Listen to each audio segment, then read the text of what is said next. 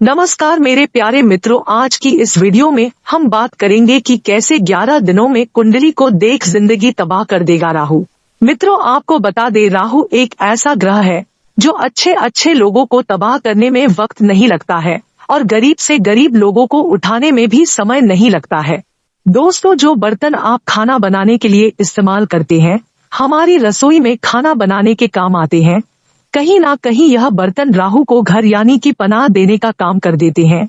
क्यों यह बर्तन हमें इस्तेमाल नहीं करने हैं और किस केस में यह बर्तन इस्तेमाल किए गए, हमारे द्वारा की गई गलती को राहु को बुरी तरह से एक्टिवेट करके हमारे जीवन में परेशानी ला सकते हैं। तो दोस्तों, आज की चर्चा बहुत इम्पोर्टेंट होने वाली है, तो बने रहिए। दोस्तों, जैसा कि हम जानते हैं, पूजा पाठ या कुछ भी हो तो हम शुद्ध बर्तनों का, शुद्ध धातु से बने हुए बर्तनों का इस्तेमाल करते हैं।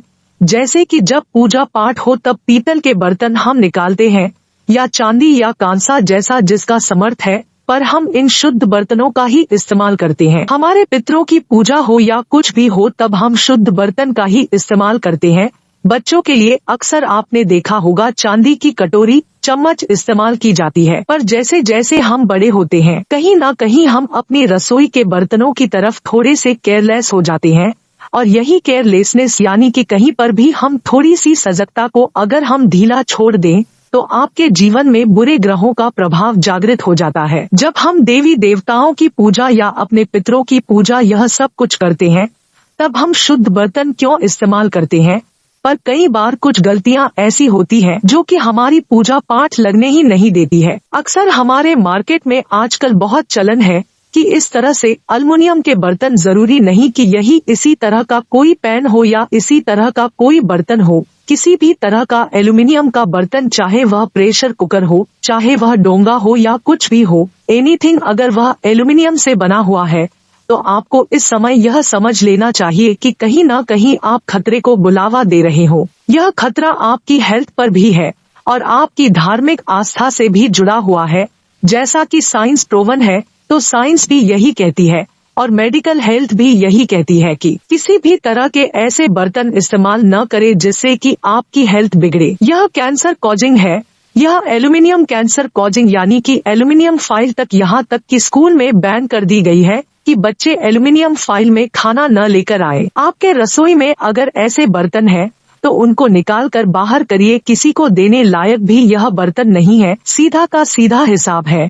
इनको आप बेच दीजिए। जहाँ से आप बर्तन लेते हैं उन्हीं को दीजिए, यह रख लो। इसके बदले जैसा आपका समर्थ है वैसे बर्तन लीजिए, चाहे स्टील के लीजिए, चाहे कांसा लीजिए, चाहे आप पीतल लीजिए, जो आपको लेना है लीजिए, पर इन बर्तनों से आप दूर हटिए। आप कारण क्या है, कारण समझिए। सबसे पहले एल्युमिनियम, जो कि राहु से संबंध रखता है, और जिनको भी राहु संबंधी परेशानियां आ रही है या राहु उनकी कुंडली में कहीं नेगेटिव प्रभाव डाल रहा है।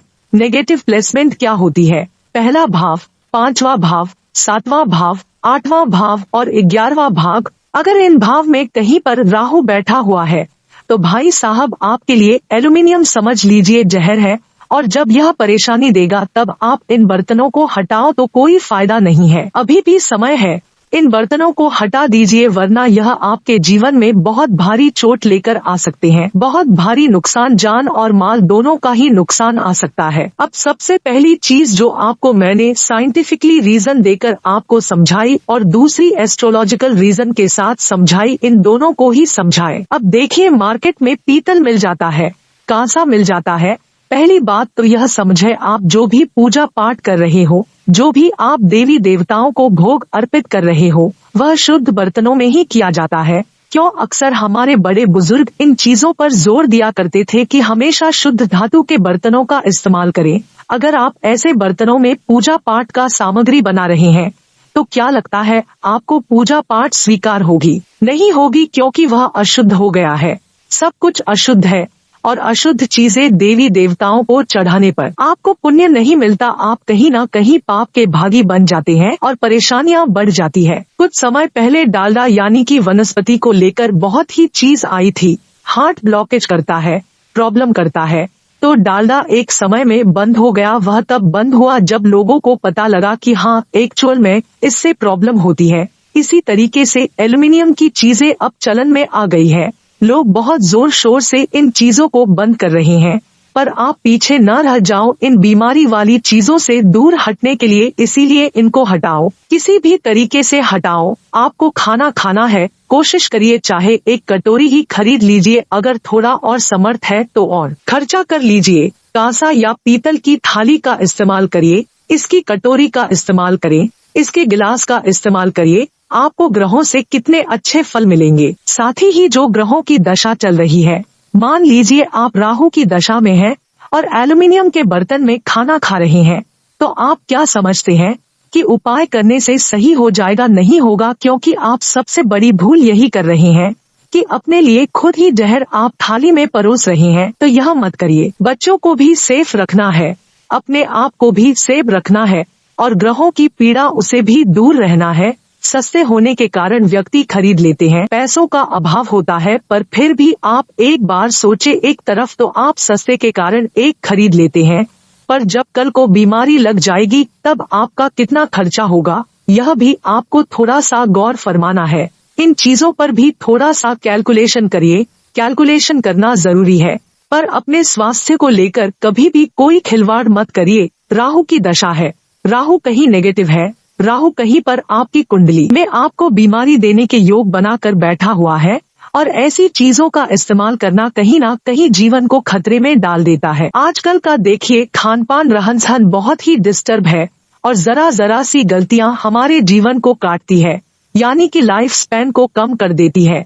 तो आपका अगर लाइफ स्पैन ही कम होगा, जीवन की एक अवधि ही कम होगी, तो आप क्या जिम्मेदारियां निभा लोगे? आप क्या बच्चों की शादियां या अपने नाती पोतों को देख पाओगे? नहीं देख पाओगे। आपके जो सपने हैं वह अधूरे ही रह जाएंगे और अधूरे सपने लेकर मरा हुआ व्यक्ति हमेशा भटकता है। अपनी आत्मा को भटकने मत दीजिए, बहुत दूर तक की सोचिए और इस चीज पर आप गौर फरमाइए। बहुत सी बातें हैं हमारे इर्द गिर्द, उनकी तरफ हम चलो बाद में भी सोच सकते हैं, पहले उन बातों पर ध्यान दीजिए जो आपके बिल्कुल क्लोज कनेक्शन में है।